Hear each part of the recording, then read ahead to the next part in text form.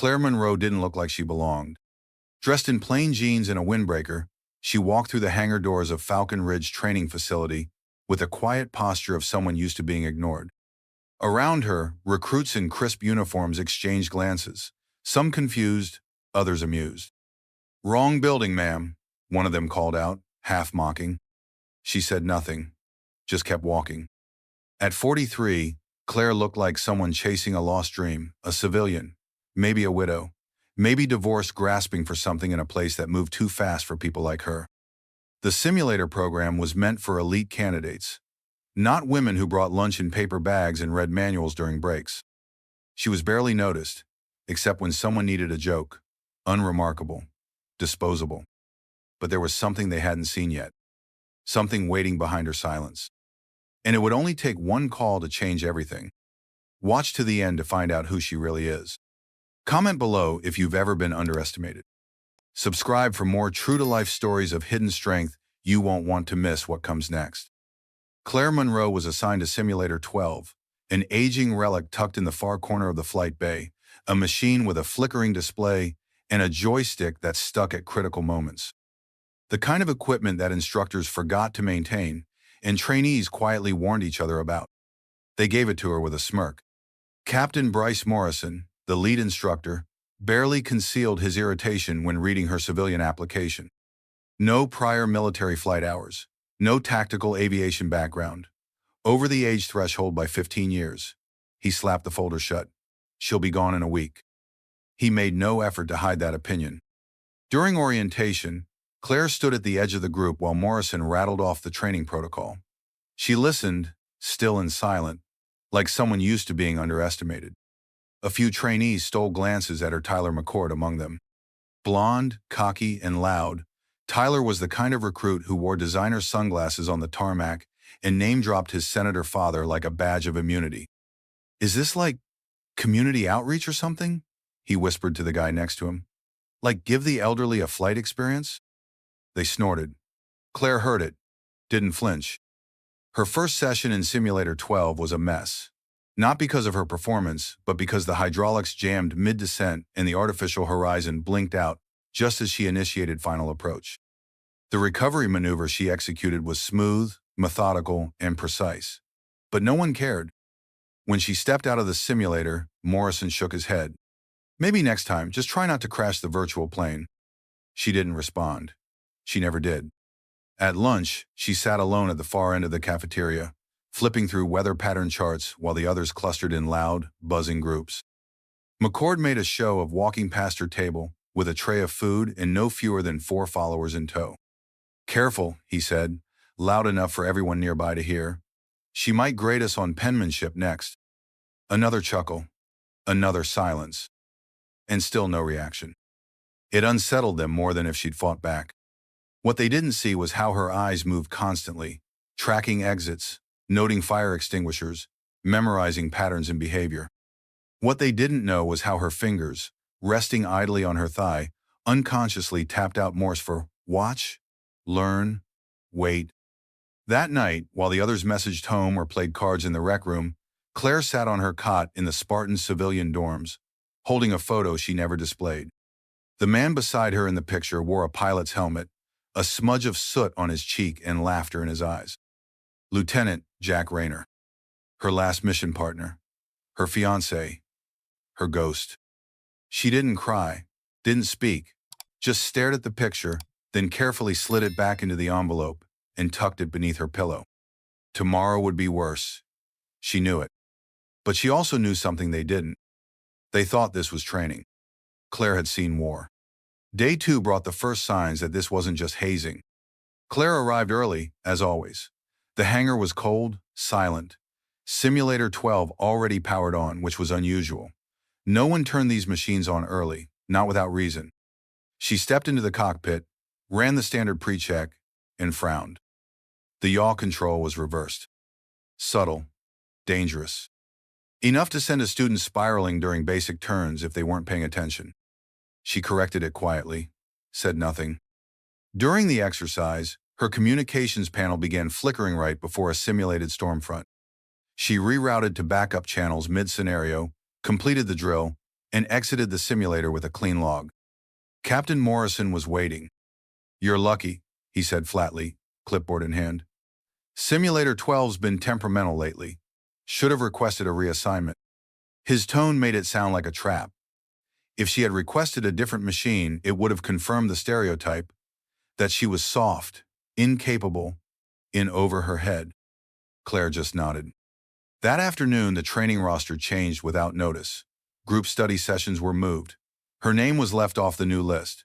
She arrived at the classroom to find it empty, except for a note on the board. "Some of us are actually trying to become pilots." It wasn't signed, but the handwriting was unmistakably McCord's. Claire erased the message without comment. The cafeteria was worse. Every seat filled when she walked in. Eyes refused to meet hers. She ended up eating outside on a bench in the cold, flipping through flight regulation manuals while the others laughed inside. Captain Morrison made sure to stop by her bench. "You know," he said, "this program doesn't have to be for everyone. You can still withdraw without it going on record." Claire looked up at him, expression unreadable. "I'm aware." He waited for something more. There was nothing. That night, she opened her locker and found the first note. "Quit before you embarrass yourself." Neat handwriting, different from McCord's, likely one of the other recruits. By morning, there were two more. "This isn't your place." Old doesn't mean wise. Claire collected them silently, folding them into a small envelope she kept tucked inside her flight manual, not for sentimental reasons, for documentation. Someone had escalated from mockery to coordinated harassment. And still, she said nothing. During that day's formation exercise, McCord pulled a stunt that should have gotten him grounded. Mid-flight, his Cessna banked suddenly left-ard. Too hard. The wingtip passed within inches of Claire's aircraft. 1 second slower, and they both would have crashed. She didn't panic, didn't freeze. Her reflexes kicked in with terrifying precision. She rolled under, adjusted altitude, and brought her plane into perfect formation within 3 seconds. The instructors were stunned. McCord blamed the incident on radio issues. Morrison backed him. Claire filed no complaint. Later, alone in the restroom, she stared at her reflection. The scar just above her temple barely visible, beneath her hair still tingled during high adrenaline situations. She touched it briefly. A reminder of the grenade blast in Sarajevo. Jack had thrown her down in time. He hadn't been so lucky. She inhaled once. Deep. Controlled. Then exited the stall and returned to the classroom like nothing had happened. No tears, no accusations, no theater. Just a silence that unnerved even those trying to break her. She wasn't here to earn their approval. She was here to finish something. And the people trying to sabotage her? They didn't know it yet, but they'd just become part of her report. Colonel Janice Hayes didn't speak often in meetings, but when she did, people listened. She had spent 22 years reading people insurgents, diplomats, field operatives, and sometimes those trying not to be noticed. And Claire Monroe was trying very hard not to be noticed. On paper, she didn't stand out. Civilian, age 43, late applicant, no flight history. A quiet woman from Wyoming who had always wanted to fly, but to Hayes, that paper smelled wrong. It wasn't the application. It was the way Claire moved. Her eyes swept every room with subtle calculation. Her walk had balanced not just grace, but readiness. She never took the middle seat. Always the end, always near an exit. Her fingers never fidgeted, but they did something stranger. They tapped patterns. Hayes had seen those fingers once during a lunch break, drumming against a thermos. 3 short, 3 long, 3 short. SOS. Hayes tilted her head. Coincidence? Maybe, but unlikely.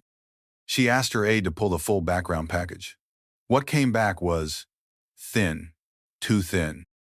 Clean in ways that were unnatural, no medical history before age 30, no consistent address for over a decade, and a sudden career pivot 3 years ago with no employment trail to back it up. That wasn't a civilian, that was someone covered. Claire became the quiet obsession of Hayes's evenings. Not because she posed a threat, but because she carried that same quiet fatigue Hayes had seen in war survivors, people who'd lost something too important to speak of and still came back anyway. The moment Hayes knew for sure came during a security drill. A fire alarm was triggered during class switch. Most students jumped. hesitated, looked around for instruction. Claire didn't. She stood, not rushed, not startled, but calm, calculated. She moved toward the hallway, checked both sides, placed herself by the northern stairwell, the one with the fastest exit path to the airstrip, and stayed there, scanning. That was textbook Tier 1 field behavior. She wasn't waiting for help. She was preparing to give it. Later that night, Hayes watched camera footage of Claire reacting during a formation malfunction. While others panicked, Claire stabilized her aircraft using techniques that weren't taught in that simulator rudder slide, manual trim override, blind approach scan. Who taught her that? Nobody in this program. Hayes made a few calls. Off the books. Quiet ones. One contact in Langley paused a little too long when asked about Claire Monroe. Who told you that name? That's when Hayes knew. The next day, she watched Claire from the upper deck as the woman repaired a training drone that had been intentionally disabled by other recruits. Claire worked alone. She didn't complain, didn't report. She just fixed it and walked away. Hayes smiled faintly. Whoever Claire had been, she wasn't trying to impress anyone. Which meant she was more dangerous than any of them realized. That night, she wrote a memo. Monitor civilian trainee Claire Monroe.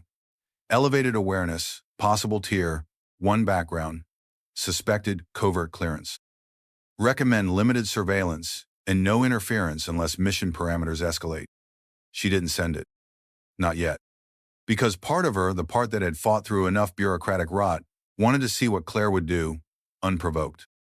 Not just who she was, but why she had come back.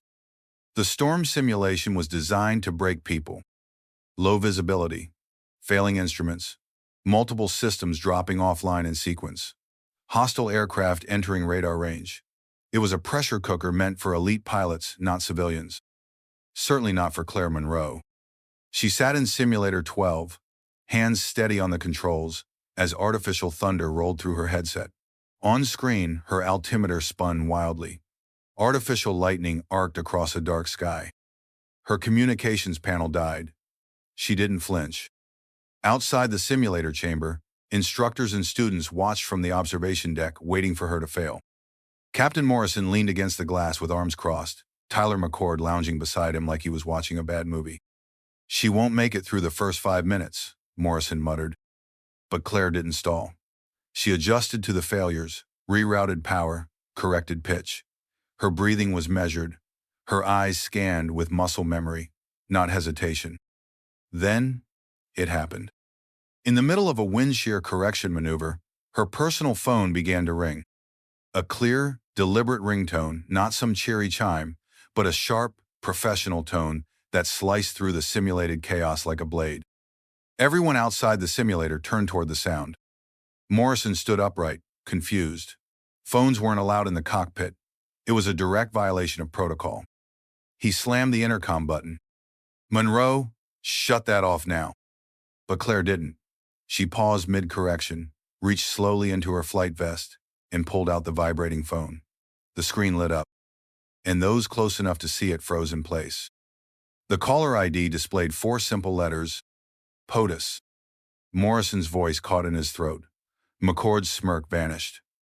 The observation deck fell completely silent, the kind of silence that hangs after something irreversible. Claire stared at the screen for a long second, then answered, calm as if she were ordering coffee. This is Vesper. Gasps rippled through the room. Outside the simulator glass, Morrison's face drained of color. The voice on the other end of the line was unmistakable, calm, authoritative, presidential. Claire, we need you. Define need, she replied almost wearily. It's the peninsula, the president said. We've lost 3 assets. Command believes your insight could prevent escalation. Claire closed her eyes for a moment. When she opened them, her voice was quieter, edged with something deeper. Grief, maybe, or regret. I'm retired, Mr. President. There was a pause. Then came the words that would change everything. The Pentagon disagrees. Your country needs you. Behind her, the simulation continued to play out, winds screaming across the speakers, proximity alarms flashing. But none of it mattered anymore. The room outside had gone still. The president added one last sentence. How fast can you get to Washington? Claire didn't answer immediately. Instead, she reached forward, flipped the simulator master switch, and shut it down. The hum faded. She stood up slowly, turned toward the one-way glass, and met Morrison's stunned gaze with a look of quiet inevitability. At that exact moment, Colonel Janice Hayes stepped into the control room. She had been standing just outside the doorway for the last 5 minutes, waiting. She saluted sharply, not to Morrison, but to Claire. "Ma'am," Hayes said, "your classified briefing is ready." McCord dropped the coffee he'd been holding. It shattered on the floor, the sound louder than anything else in the room. Morrison took a step back. Claire stepped out of the simulator chamber, phone still in hand, her expression unreadable. The air around her had changed, not visibly, but unmistakably. The mask of ordinariness had fallen. What remained was weight, authority, legacy. Someone whispered, "She's Spectre." The name spread like wildfire. In off-the-record briefings, Spectre was legend, a code name spoken in shadows. The kind of operative who didn't exist on paper, but shifted geopolitical outcomes. Known for precision extractions, zero-failure missions, and once holding off an entire hostile battalion with a sidearm in 6 rounds. Most assumed the stories were exaggerations. Now they were staring at her. Hayes motioned toward the corridor. "Escort team's on the way. You'll have a Black Hawk ready in 15. National Command Authority is waiting." Claire looked past Hayes for a moment, not at anyone, but at nothing. Her voice softened. "Does it ever stop? Needing people like us?" Hayes shook her head. "Not yet." Claire gave a slow nod, then turned to Morrison. He looked like a man who had just realized he'd been shouting at a thunderstorm, thinking it was a breeze. "I never lied," Claire said quietly. "You just saw what you wanted to see." He opened his mouth, closed it again. He began. But there was nothing he could say. Claire walked past him, boots silent on the tile, her shoulders square, her presence unmistakable. A woman who had once left a medal on the president's desk and vanished for 12 years, only to be called back because nothing had ever replaced her. And still, she hadn't come here for glory. She came here hoping to stay forgotten. Instead, the world had come knocking again. And this time, the knock was loud enough for everyone to hear. The call from the president changed everything for them. But not for Claire. She had expected it eventually. Maybe not in the middle of a thunderstorm simulator with a room full of children watching. But the world never let you walk away clean. Not when you still had something it could use. The Black Hawk arrived in 16 minutes. Claire boarded in silence. Colonel Hayes sat across from her, helmet in her lap, eyes steady but curious. The rotors screamed above them, but inside the cabin, it was just the two of them, 2 women who'd worn too many secrets and too much rank. "You didn't come back for the certification," Hayes finally said. Claire didn't answer right away. She was watching the clouds move past the open side door, the wind pressing against her skin like memory. "No," she said softly. "I came to study the system, from underneath." Hayes nodded, as if she'd suspected. "You were planted." Claire shook her head. "I volunteered." She reached into her duffel and pulled out a sealed black envelope, the kind that didn't go through standard military channels. Hayes accepted it wordlessly and opened it. Inside, a full report, dated 3 months prior. Title: Institutional Degradation in Pilot Training Units. Phase 1. Observation, Documentation. Signature: Spectre, Operative Emeritus, Tier 1 Clearance. The report detailed everything: dates, names, simulator sabotage, isolation tactics, abuse of authority. It read like a case study in slow, institutional rot. "The Pentagon received multiple complaints," Claire said. "Washed-out pilots with clean psych evals, women disproportionately failing, older candidates isolated. Morale collapse, high attrition. Most commanders said the candidates weren't tough enough." Hayes closed the envelope. "But you didn't believe that." "I know what failure looks like," Claire said, "and what sabotage looks like. I've trained with the best. I've buried the best. And this wasn't natural attrition. It was cultural corrosion." Hayes exhaled, slowly, absorbing it all. "So you embedded yourself?" Claire nodded. "No official status, no title, no protection, just one of them. I needed to feel it from inside because that's the only way to see who's protecting the problem and who's willing to fix it. And the call from the president? A reminder, Claire said with a faint, tired smile, that even when you want peace, the world doesn't stop needing your clarity. She looked out at the horizon. But I won't go back to the field. Hayes didn't question it. Claire continued. I've agreed to consult, design new curriculum, reform evaluation systems, retrain the instructors who want to grow, replace the ones who don't. She paused. I'll do it from the inside, quietly, undercover, just like before. Except this time, I'm not operating in shadows. I'm pulling the shadows back. Hayes studied her. Why come back at all? Claire's voice was low. Because someone like McCord will end up in the sky one day with someone's daughter in the next seat. And if nobody changes this system, he'll kill her with arrogance. And we'll call it pilot error. Silence settled between them, not uncomfortable, but heavy with truth. Then Claire added, and because Jack would have wanted me to. Hayes's gaze softened. She had read the sealed case report from Eastern Europe. She knew about Lieutenant Jack Rayner, the safe house compromise, the radio silence, the final stand. You still carry him with you, Hayes said gently. Claire looked down at her left hand bare, but still marked by the faint tan line where a ring had once been. I carry what he taught me. The helicopter began its descent. The capital loomed in the distance, not as a beacon, but as another battleground. Hayes offered her a headset. You ready for the real work? Claire took it without hesitation. I never stopped doing it. When Claire Monroe returned to Falcon Ridge, no one made an announcement. There was no ceremony, no uniform, no nameplate on her door. She resumed her place in the simulator rotation like nothing had changed, still listed as a civilian trainee, still assigned to Simulator 12.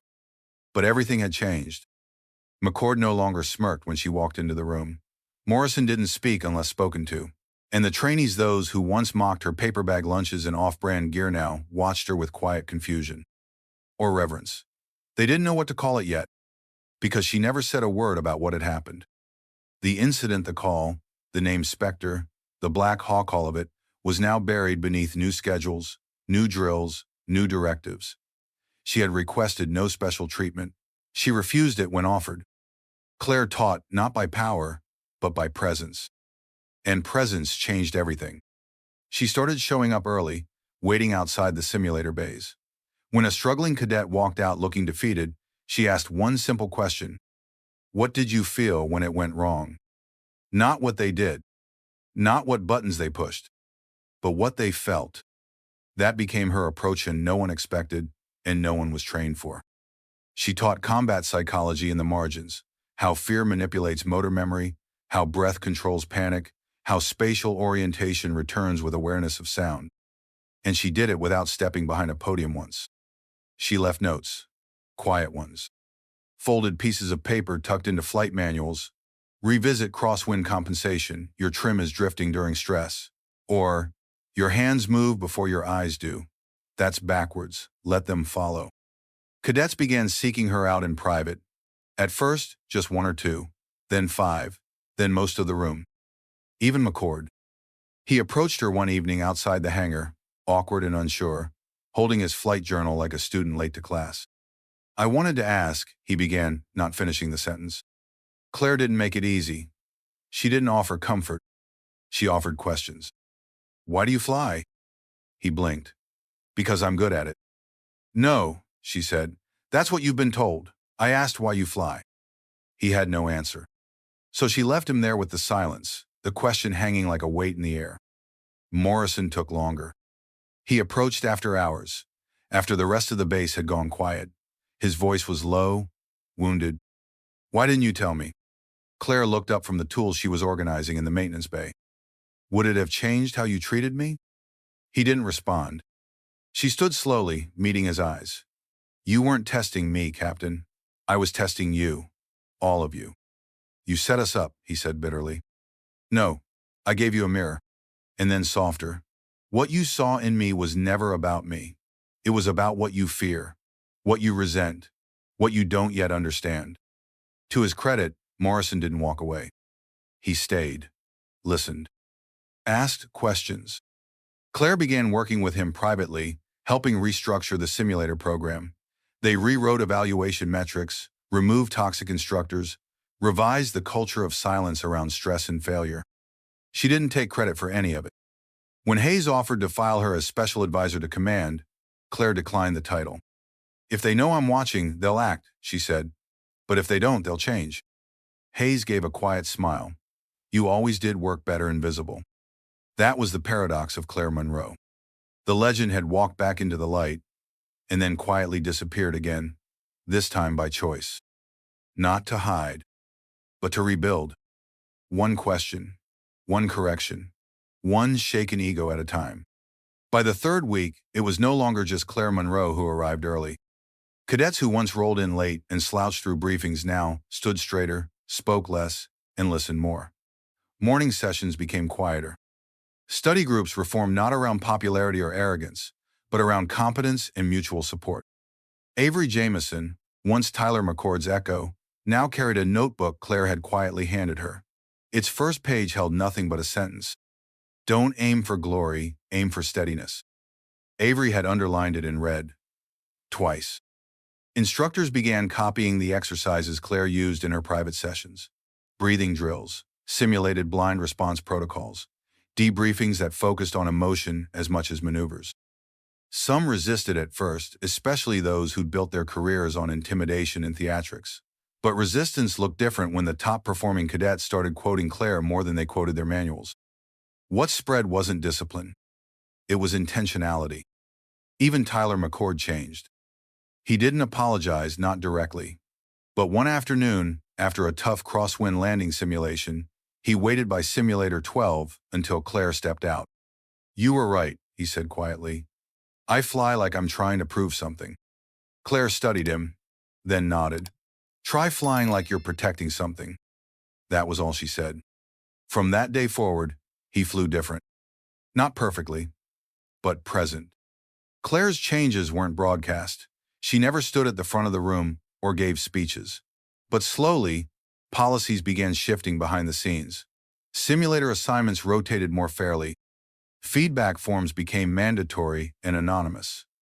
Notes of concern started reaching command before injuries or burnout occurred. Colonel Hayes formalized the cultural review initiative Claire had proposed. She gave it an unremarkable name, Program Integrity Audit, the kind of title no one would question too deeply. But inside those review meetings, the phrase that kept returning was one Claire had left scribbled in Hayes's notebook after a strategy session. "Skill without character is instability. Character without skill is sacrifice. We train for both." Claire's legend had done something unexpected. It hadn't made people fear her. It had made them listen and rethink. Morrison changed the most. He stopped barking instructions for effect.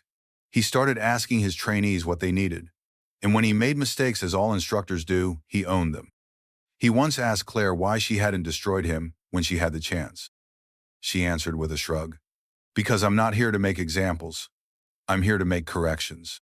He carried that sentence with him like armor. By the end of the month, Claire's presence was no longer confusing to the base. It was stabilizing. She had become the axis of quiet accountability. The one person who had nothing left to prove and yet, somehow, held the highest standard. The cadets didn't talk about her past anymore. The rumors had burned themselves out. It no longer mattered that she had once advised the president or survived missions no one could speak of. What mattered was that she sat beside them, reviewed their debriefs, and sometimes said nothing at all because silence, when earned, meant you did it right. And that meant everything. Somewhere between morning drills and evening reflections, Falcon Ridge changed. Not because Claire gave them rules, but because she gave them an example.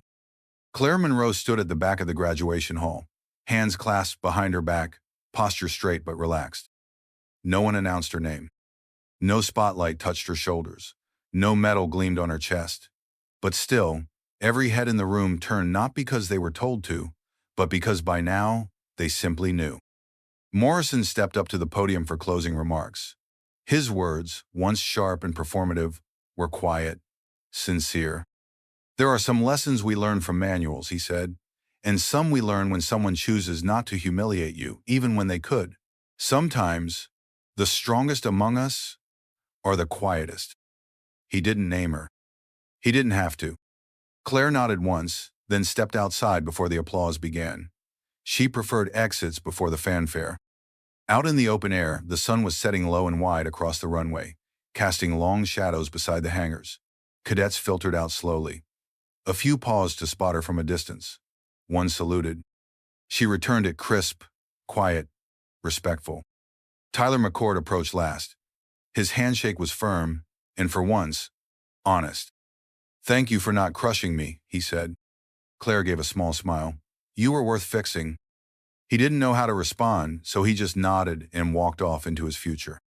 Claire watched them all go, these young pilots, these would-be warriors, and for the first time in a long while, she didn't feel like a ghost watching the living. She felt useful. She didn't return to Washington. Didn't accept any of the offers waiting in classified envelopes, instructor positions, intelligence posts, interviews, or legacy write-ups. Instead, she quietly requested assignment to another base, another underperforming program, another broken system in need of someone who would sit in the back, listen more than speak, and know exactly when to act. Because that was who she had always been. Not a hero. Not a legend. Just a woman who knew what it meant to lose everything and still come back, not to be recognized, but to make sure no one else had to break the way she did. Sometimes, the strongest people in the room are the ones who say the least. Claire Monroe's story reminds us that quiet doesn't mean weak, and humility doesn't mean insignificance. In a world obsessed with appearances, she chose integrity over ego, resilience over revenge. She didn't need a podium, a medal, or applause. Her impact came through patience, clarity, and quiet strength. Many of us know what it feels like to be underestimated, overlooked, or dismissed simply for how we look, how old we are, or where we come from. But like Claire, we all have the power to lead by example, to correct, not crush, to teach, not tear down. True leadership isn't about commanding attention. It's about showing up, doing the hard thing when no one is watching, and leaving places better than we found them. So ask yourself, who are you when nobody's watching? If this story moved you, share it with someone who needs a reminder of their quiet strength. Drop your thoughts in the comments. Have you ever been underestimated? And if you want more stories like this of hidden heroes, redemption, and quiet power, subscribe for the next one. Your story might be next.